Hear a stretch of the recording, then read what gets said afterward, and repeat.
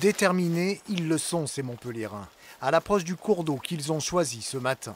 Il faut dire que cela fait déjà quelques temps qu'ils se préparent pour le grand jour. C'est un moment en particulier, se retrouver avec les collègues au bord de l'eau, de retrouver un peu les sensations, de retrouver la canne et de faire un petit peu du poisson.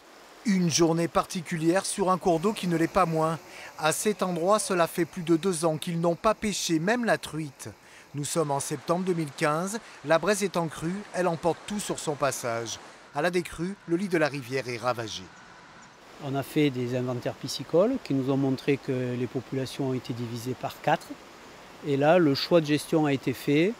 Plutôt que de faire ce qu'on aurait fait il y a une dizaine d'années, de venir avec des camions, de ramener du poisson, d'élevage, de pisciculture dans la rivière, le choix a été fait de fermer la pêche pendant 2 ans et de suivre les populations en faisant des inventaires piscicoles tous les ans et de réouvrir quand on estime que les populations sont revenues.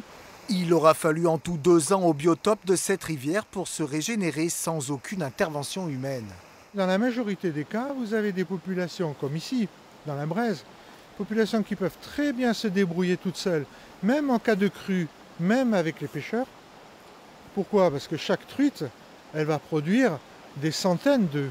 Par exemple, si vous avez 3 alevins qui survivent et se reproduisent, vous augmentez de 50% la densité de la rivière. Un choix gagnant puisque nos pêcheurs du jour ont sorti pas moins de 7 truites sauvages ce matin, des poissons qu'ils ont dû toutefois remettre à l'eau.